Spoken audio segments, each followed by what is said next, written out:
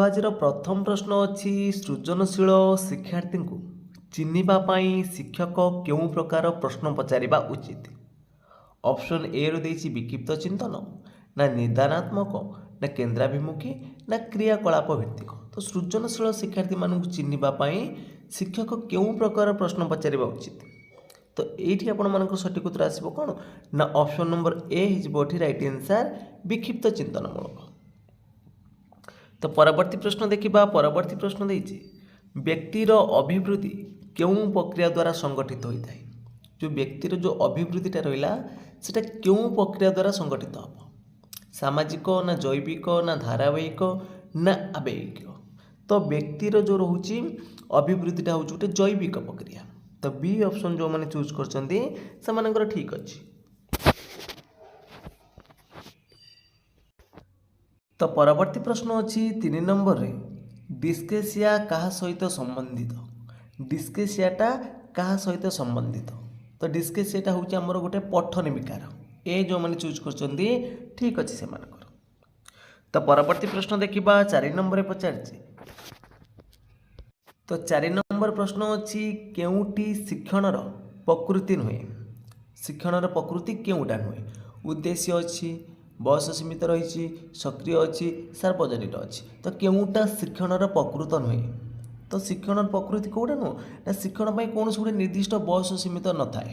तो यहीटा हम तार राइट आंसर, बी हम राइट आंसर। तो 5 नंबर प्रश्न अच्छी बुद्धि संपर्क दुई उत्पादक तत्वर प्रवर्तक किए। बुद्धि संपदीय दुई उत्पादक तत्वर प्रवर्तक होउछथि किए स्पीयरमैन। स्पीयरमैन हेबो एठी राइट आंसर। तो गाल्टन बिने हेबोनी, टर्मन हेबोनी। तो बिने प्रथमे बुद्धि परीक्षण करथिले 1905 मसीह। तो बुद्धि संपर्क दुई तत्वर प्रवर्तक होउछथि स्पीयरमैन। तो परवर्ती प्रश्न देछि शिक्षार्थीर चिंतन स्तर केउं बयसर हुए। शिक्षार्थीर चिंतन स्तरटा क्यों बयस रही है।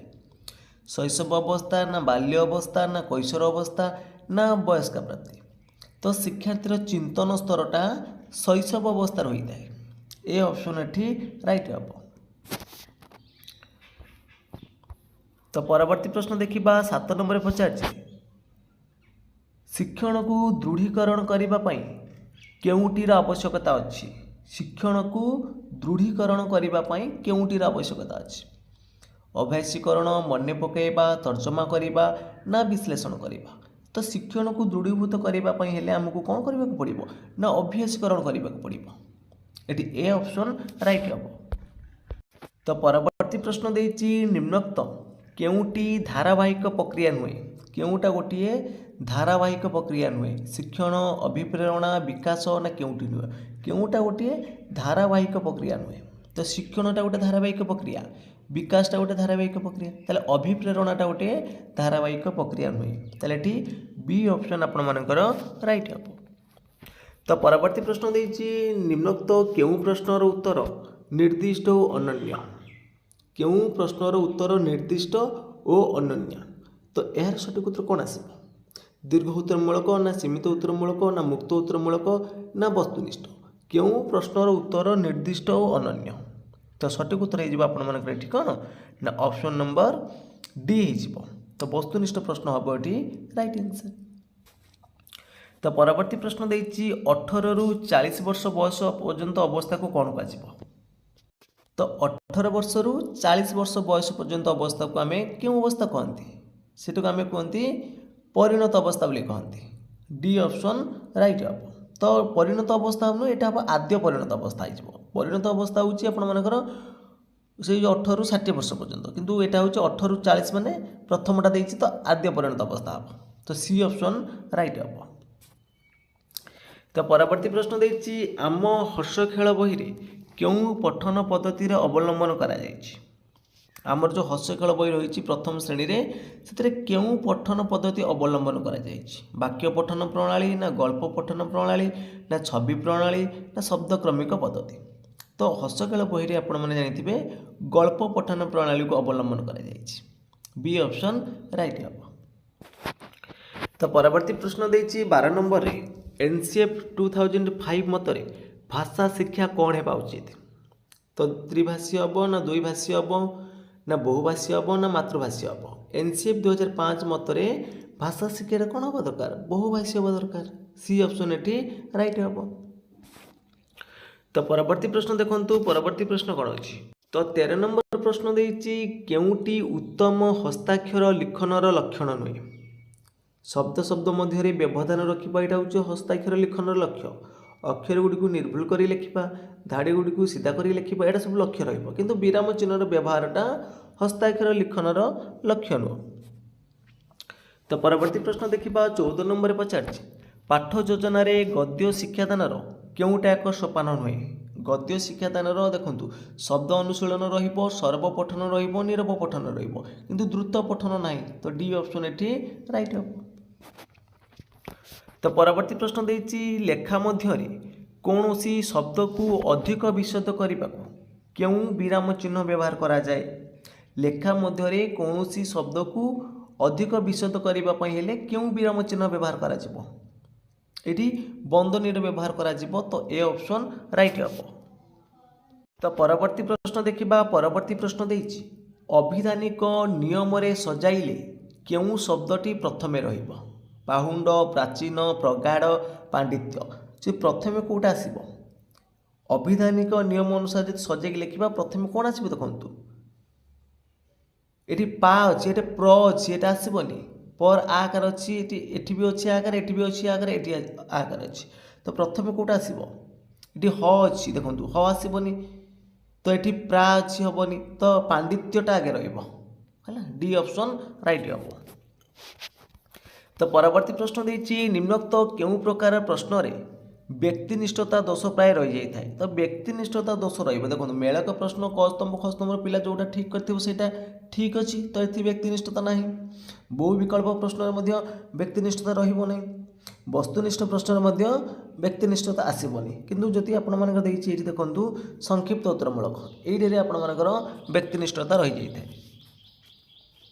तो परवर्ती प्रश्न अच्छी नीरव पठन द्वारा केउटी उपभोग हो न थाए नीरव पठन द्वारा केउटा उपभोग हो न थाए उपन्यास प्रबंध कविता गल्प तो ये आपर सठिक उत्तर कौन आसो ना सठिक उत्तर ये ऑप्शन नंबर सी कविता। तो परवर्ती प्रश्न अच्छी 19 नंबर रे सूची या निम्नोक्त केउं अर्थ को प्रकाश करुच्ची सूचना ना जहाँ सूचना दिए ना छुंची ना पवित्र तो सूची अर्थ ये कौन ना सूची अर्थ हूँ ये पवित्र। तो परवर्ती प्रश्न देछि निम्नोक्त बा निम्न थिबा शब्द मानक मध्यरु केउटा तद्धित देखो तद्धित पद कौन ना जोटी शब्द सहित प्रत्यय रहिबो सेटा को आमे कहबा कौन तद्धित तो ये देखो कौटा तद्धित पद तो लेखन देछि संकट देछि भागीरथी देछि आपण मानकर अछि कौन चिन्हट ये भागीरथीटा हम गोटे तद्धित पद तो सी ऑप्शन ये राइट हम। तो परवर्ती प्रश्न देछि which of the following is suitable for learning at elementary level तो एलिमेंटरी लेवल रे कोट आपण मानक सुइटेबल अछि कंट्रोल्ड राइटिंग ना इमेजिनेटिव राइटिंग ना फ्री राइटिंग ना creative writing which of the following is suitable for learning at elementary level तो एलिमेंटरी लेवल होछि माने कंट्रोल्ड राइटिंग हम ये आपण मानकर राइट आंसर। तो परवर्ती प्रश्न देछि the most essential requirement of correct pronunciation is तो करेक्ट प्रोनाउंसिएशन करने सबुठार मोस्ट इंपोर्टेंट कौटा रही स्ट्रेस देछि इंटोनेशन देछि आर्टिकुलेशन देछि पॉज देछि तो most essential requirement of correct pronunciation is articulation जोटा कि आम कहते स्पष्ट कथन तो ये सी ऑप्शन राइट हम। तो परवर्ती प्रश्न देछि detection helps in which of the following ability तो डिटेक्शन मीन्स कौन डिटेक्शन मीन्स होची आपण मानकर पिलाटी शुणी करी लिखिबो जोटा कि हम कहउचंती श्रुत लिखन डिटेक्शन मीन्स कौन श्रुत लिखन तो श्रुत लिखन एटी कौन हेल्प करूची तो understanding and right is correctly तो बुझिबो एवं ताकू शुणी की भलसे बुझिबो तापर ताकू कोन ने करेक्टली से लिखिबो तो बी ऑप्शन एटी राइट हबो। तो परवर्ती प्रश्न देछि the substitution table in teaching English is associated with the stage जो सब्स्टिट्यूशन टेबल रहा टीचिंग इंग्लिश रे एटा को स्टेज सहित एसोसिएटेड कम्प्रेhension ना एप्लिकेशन ना इंट्रोडक्शन ना प्रेजेंटेशन। तो ये आप सठिक उत्तर कौन आसो the substitution table in teaching English is associated with application stage. B option right है। तो परवर्ती प्रश्न देछि generalisation and organisation of ideas sequencing question and use of vocabulary are the sub skill of. एटा कहार गोटे गोटे सब स्किल रीडिंग ना स्पीकिंग ना लिसनिंग ना राइटिंग। जनरलाइज करवा ऑर्गेनाइजेशन करवा ये सब हूँ कौन ना राइटिंग रो गोटे गोटे सब स्किल। तो डी ऑप्शन ये राइट। तो परवर्ती प्रश्न देछि India will become dash super power shortly. Article प्रश्न आछे को आर्टिकल बसिबो some the and a. India will become a super power shortly हम ए बसिबो ठी। तो ऑप्शन नंबर डी हम राइट आंसर। तो परवर्ती प्रश्न देखिबा परवर्ती प्रश्न देछि all the furniture destroyed in the fire. एटी कोन बसिबो was were are and have been. देखो फर्निचरटा होछि हमर कोन ना गोटे अनकाउंटेबल नाउन। तो ताले एठी आमे वेयर के आर हैव बीन बसै परिबने तो सिंगुलर बसै कि जिबा। तो अनकाउंटेबल नाउन पाखर सिंगुलर भर बसिबो तो वाज हबो एठी राइट आंसर। तो परवर्ती प्रश्न देछि beware dash the pickpockets from off into 8। तो beware dash the pickpockets एठी आपण मानकर प्रीपोजिशनल प्रश्न अछि को प्रीपोजिशन एठी बसिबो। एठी बी वेयर पाखरे फिक्स प्रीपोजिशन ऑफ रे व्यवहार होइथाय। तो ऑप्शन नंबर बी हबो राइट आंसर। तो परवर्ती प्रश्न देखिबा परवर्ती प्रश्न देछि it was neither cold nor hot the above sentence is. तो neither nor either or not only but also थिले सब जानिबे आपण माने कोन एंड बट जति लागिथिबो ए सब होची कंपाउंड सेंटेंस। तो बी ऑप्शन राइट हबो। तो परवर्ती प्रश्न अच्छी fill in the blanks with suitable tense Lisa dash in charity every month. तो Lisa dash in charity every month contribute हम ना कंट्रीब्यूटिंग हम ना कंट्रीब्यूट्स हम ना हाव कंट्रीब्यूटेड हम। तो प्रत्येक मास से कार्यटा करुच्ची ताले ये आपण मान कौन आसो ना प्रेजेंट सिंपल यूज करा जिवो। तो कंट्रीब्यूट्स हम तो सी ऑप्शन राइट हम। तो परवर्ती प्रश्न देखिबा परवर्ती प्रश्न देछि जणे दुकानी गोटे वस्तुर क्रय मूल्य उपर 30% बढ़ाई दाम लिखती और 10% रिहाती दे वस्तुटी बिक्री करती तेबे से शतकड़ा केते लाभ पाती 15% ना 17% ना 10% ना 12%। जड़े दुकानी गोटे वस्तु उपर तो क्रय मूल्य उपर 30% बढ़ाई धर तार क्रय मूल्यटी हूँ केते ना 100 टंका। तो 30% बढ़ाई केते आसीबो ना 130 टंका हो। तो 130 टंकार बर्तमान से 10% रिहाती दब। तो 130 10% हूँ 13। तो रिहाती देदेला पर से वस्तुटा बिक्री करिबो केते टंकार 117 टंकार। ताने किणीथिला 100 टंकार बिकिला 117 टंकार। तो लाभ होला एठी 17 टंका। तो 17% ताले हे जिवो 17/100 गुणन 100 हे जिवो 17%। तो परवर्ती प्रश्न अच्छी गोटे आयताकार बगीचार चौड़ा होची 79 मीटर। यार चारि पाखरे बाड़ देवाई मीटर को 6 टंका हिसाब से 2244 टंका खर्च हुए तेबे बगीचार क्षेत्रफल केते। तो देखो ये ऑप्शन अच्छी। तो यार सठिक उत्तर कौन आसो देखो ना 2244 टंका खर्च होची।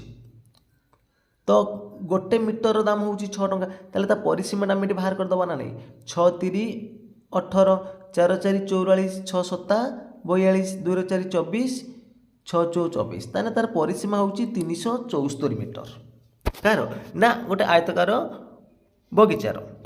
तो बर्तमान आम तार दैर्घ्य दे देछि केते 79 मीटर। तार आम प्रस्थटा पाई 2 × एल एल हूँ आपर 79 प्लस बी इजिकाल टू 374। तो बर्तमान आम ये कौन करवा 2 गुणी देवा 2 × 18 8 ने 1 214 के 15 158 प्लस 2b इजिकाल टू हूँ 374। तो 2b बर्तमान केते आसीबो ना 374 माइनस कर दियंतु एठी 158। तो 14 8 गला 6 एठी होची केते आपण माने कर 6 रो 5 गला 1 एठी होची 3 अछि 3 ले गला 2 तो 216 2b इजिकाल टू 216 तने b केते आसीबो तो 108। तो आपण माने लेंथ पाइछंती ब्रेथ पाई गले। तो बर्तमान मल्टीप्लाई कर नियंतु तो एल इंटू बी केते आसीबो 108 गुणन होची 79 तो गुणी देले देखिबे हबो 8532 आसीबो तो सी ऑप्शन एठी राइट हो। तो परवर्ती प्रश्न अच्छी 1128 1309 और 1490 को क्यों गरिष्ठ संख्या द्वारा भाग कले भाग शेष 3 4 5 रहिबो तो 35 15 45 47 तो देखो ये आम कौन करवा प्रथम 1128 रु माइनस करदे 3 माइनस कले के 1125 सेमती 1309 रु माइनस करदे 4 आसो 1305 सेमती 1409 रु माइनस करदे 5 आसो के 1485 तो बर्तमान आम कौन करवा ना ये तो क्यों गरिष्ठ संख्या पचार एम कौन बाहर करवा ना गसक बाहर करवा कହାର ना हूँ 1125 1305 और 1485 आम गसक बाहर करवा गसक बाहर कले आप देखिए के 45 आसो सी ऑप्शन राइट हम। तो परवर्ती प्रश्न देती 480 केतोटी गुणनीयक अच्छी देखो 480 आम फैक्टराइजेशन बाहर करदे 2 पकईदे के आसो ना 240 पुणी 2 पकईदे के आसो 120 पुणी 2 पकईदे के आसो 60 पुणी 2 पकईदे 30 पुणी 2 पकईदे 15 तापर 3 पकईदे के आसूँ 5 तो ये देखो केतोटा 2 अच्छी 1 2 3 4 5टा 2 अच्छी तो आम लिखिपर 2 ର ପାୱାର 5 प्लस 1 इंटू 3 गोटे अच्छी लिखिपर 3 ର ପାୱାର 1 प्लस 1 इंटू 5 गोटे अच्छी लिखिपर 5 ର ପାୱାର 1 प्लस 1 तो ये देखो देखो 5 1 6 गुणन 1 1 2 गुणन 1 1 2 6 दुने 12 दुने 24टा तो 480 मोट गुणनीयक संख्या होची केते 24 टी हम। तो ये आपर बी ऑप्शन राइट अच्छी तो बी हम ये राइट आंसर। तो परवर्ती प्रश्न देछि 1 रु 29 पर्यंत समस्त अजुग्म गणन संख्यार जोगफल केते हम ये आपर अजुग्म संख्या कतटा अच्छी ना 29 प्लस 1/2 30/2 है 15 तो अजुग्म संख्यार जो समष्टि बाहर सब ताने केते आसीबो n स्क्वायर आसीबो तामाने 15 स्क्वायर 15 गुणन 15 225 हम राइट आंसर तो ए ऑप्शन राइट हम। तो परवर्ती प्रश्न अच्छी केउ पद्धति रे पूर्व प्रतिष्ठित नियम को व्यवहार करी गाणितिक समस्या समाधान करा जाए तो पूर्व प्रतिष्ठित नियम को व्यवहार करिकी गाणितिक समस्या समाधान करा जिवो आरोह अवरोह विश्लेषण ना संश्लेषण देखो आरोह पद्धति रे आम नियम को प्रस्तुत करवा किंतु ताको व्यवहार करवा कौथिरे ना ताको पकेइबा कौथिरे ना अवरोह पद्धति रे पकेइकी आम समाधान करवा बी ऑप्शन राइट हम। तो परवर्ती प्रश्न देछि केउटी गणितर स्वरूप नुहे केउटा गणितर स्वरूप नुहे गणित निर्दिष्टता अच्छी निर्दिष्ट क्रम अच्छी व्यापक अभिव्यक्त अच्छी ना व्यापक अभिव्यक्त ना सीटा हम संक्षिप्त अभिव्यक्त हम है केउटा गणितर स्वरूप बोली पचार गणितर व्यापक अभिव्यक्त ना सीटी संक्षिप्त अभिव्यक्त अच्छी ताले संरचना अच्छी ताले सी ऑप्शन आपठी राइट हम कहीं सीटा गोटे हूँ जो देती व्यापक अभिव्यक्तटा गणितर स्वरूप नुहे। तो परवर्ती प्रश्न देती शिक्षादान पद्धति उपयुक्त भाव फलप्रद होउछि कि नहीं ताहा निर्णय करबा क्यों प्रकार मूल्यांकन अटे जो शिक्षादान पद्धतिटा आमर ठीक भाव में फलप्रद होउछि कि नहीं ताहा निर्णय करबा क्यों प्रकार मूल्यांकन अटे गठनमूलक ना सामग्रिक ना देइछि आपण मानकर निर्देशात्मक ना व्यवस्थान तो यार सठिक उत्तर कौन आसीबो क्वेश्चन नंबर 38 रे आपण मानकर सठिक उत्तर कौन आसीबो तो गठनमूलक हेबो एठी आपण मानकर राइट आंसर। तो परवर्ती प्रश्न देछि केउ प्रकार प्रश्न को विकल्प अनुक्रिया परीक्षण कहा जाए विकल्प अनुक्रिया समापन क्वेश्चन हेनी कि बहु विकल्प उत्तरमूलक हेनी कि मेलक हेनी तो विकल्प अनुक्रिया कौन ना 2टा विकल्प अच्छी एटा ना सेटा तो 2 विकल्प उत्तर हम ये राइट आंसर।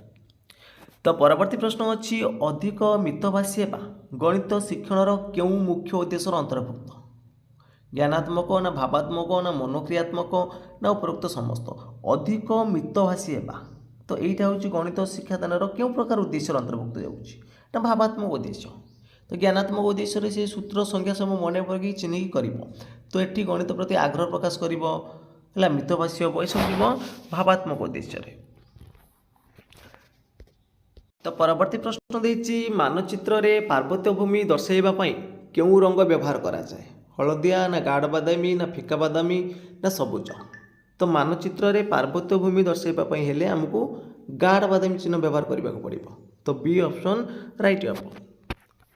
तो परवर्ती प्रश्न देछि इतिहास रे कौन सी प्रसंग पाठदान शेष रे शिक्षार्थी मानकु क्यों प्रकार प्रश्न पचरा जाए।